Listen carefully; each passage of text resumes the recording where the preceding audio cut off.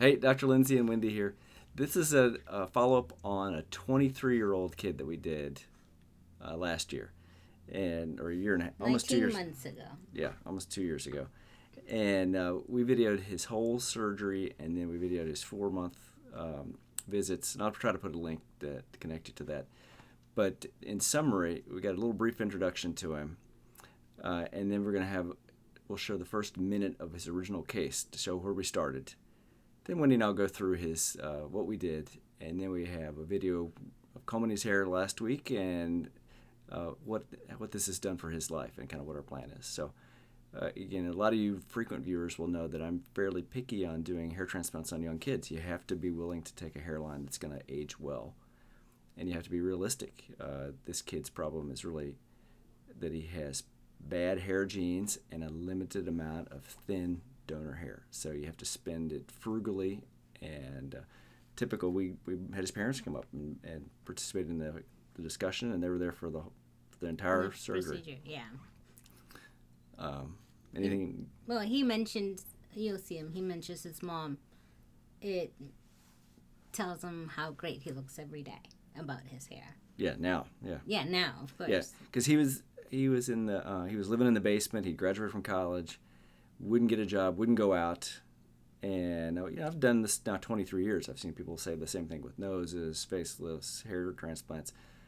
But by and large, hair transplants or cosmetic surgery won't fix that. It may help you feel better about yourself, but you got to fix your own problems. And so, yeah, I beat it into him and his parents that I didn't know whether this was going to change his outlook in life. Right. That he had to come up with that. We could put hair there, but and he said that's all he needed. Yeah. Because he was very conscious about it. So watch this. This is the beginning of his first surgery. When we've just numbed him up, and I'm asking him a few questions. It's about a minute and a half long. I am 23. And when did you start losing your hair? Around 20, 21-ish. And how big a deal is it to you?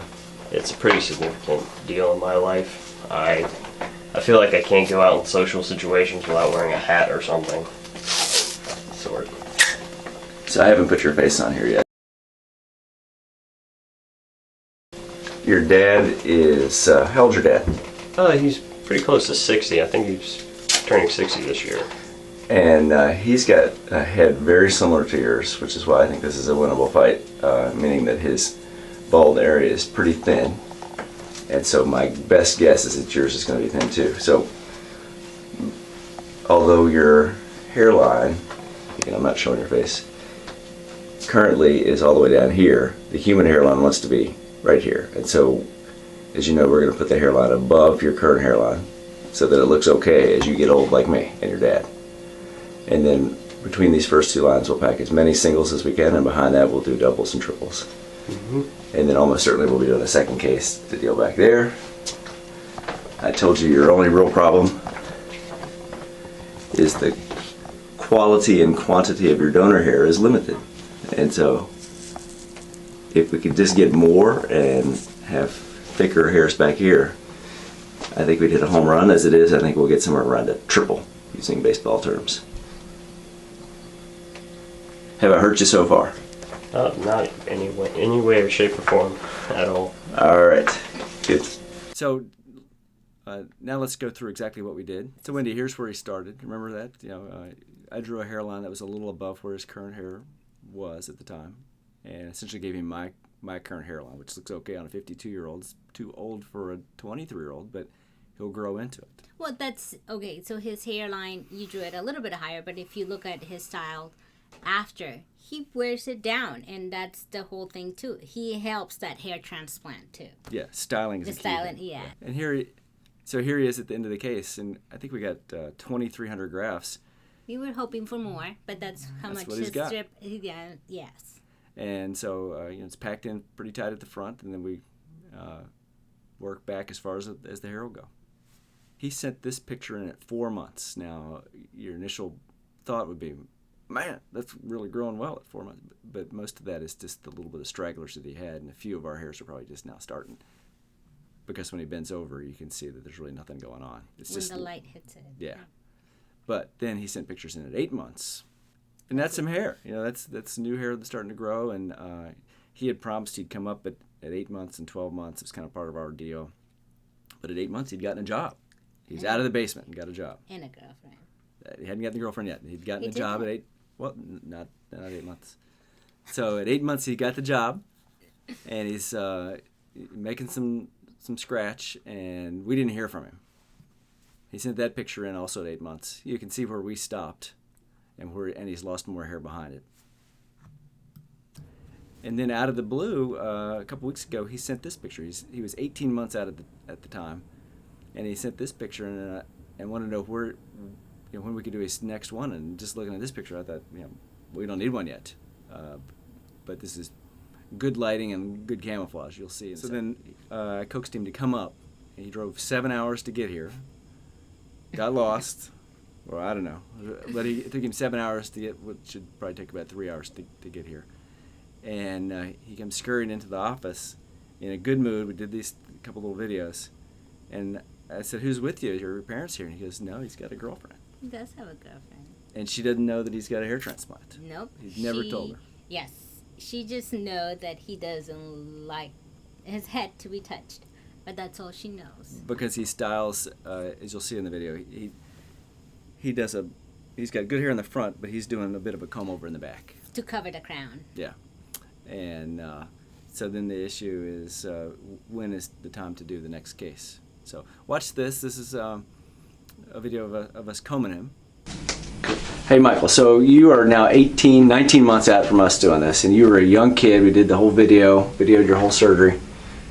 How has this changed your life? Oh, it's boosted my confidence a lot. I've been able to actually go out on the dating scene and stuff like that, and go out and bike and run outside and go shopping and not have to worry about a lot of things. And remember, I made you bring your parents, and I was a little bit difficult making sure that you didn't think that this was going to be the only thing that changed your life. I suspect to help you get confidence, but you changed your life, man. Yeah. I like to take some credit, but not most of it goes to you. Comb his hair one day, would you?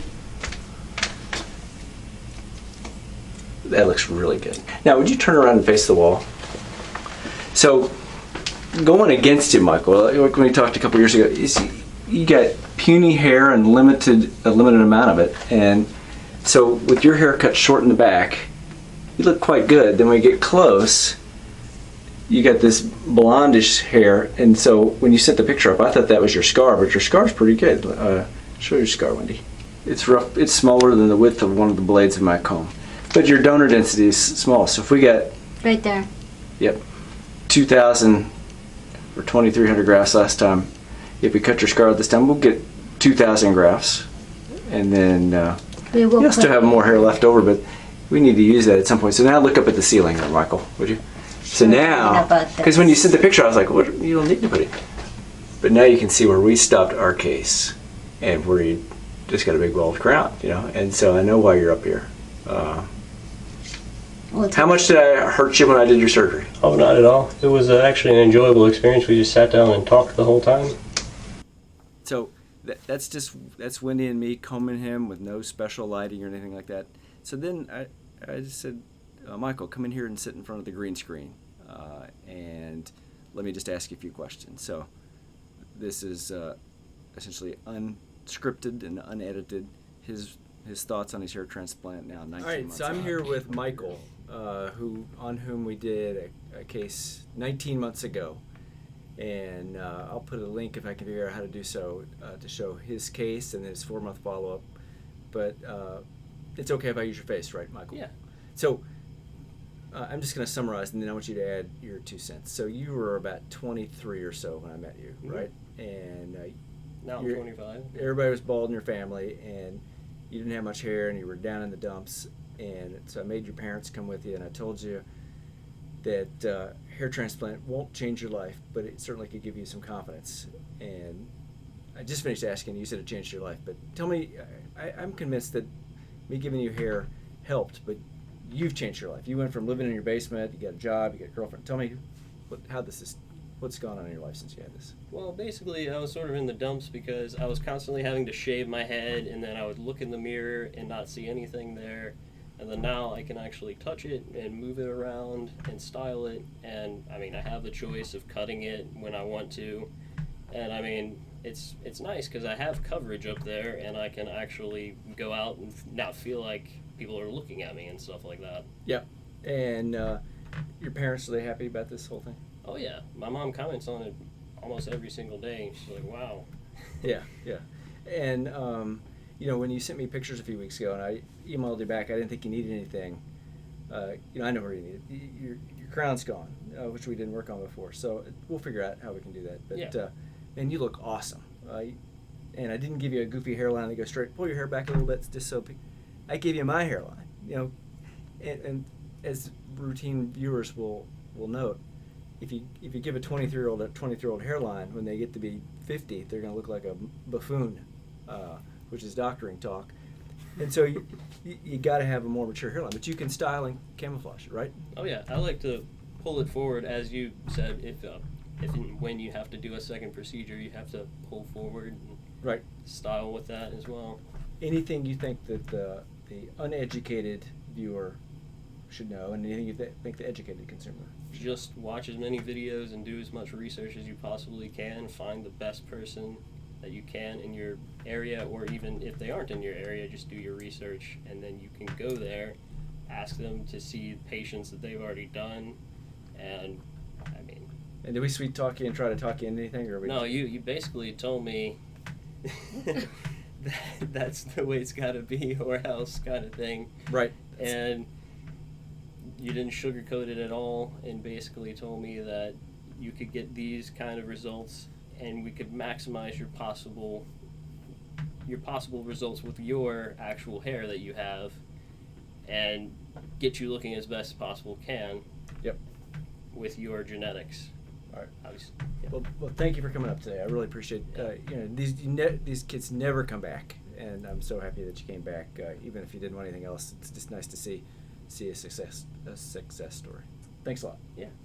We just did a 23-year-old yesterday. I'd made his parents look at the original videos of this kid's, and I think all you young guys should look at it with your parents. This is our philosophy, and it's one that keeps us out of trouble and keeps patients from doing something stupid by and large. Don't you think? Yes, that's the whole purpose of educating patients on what to do, what not to mess. So, if you have questions and you want to come in and see us, give Wendy or me a call. Thanks.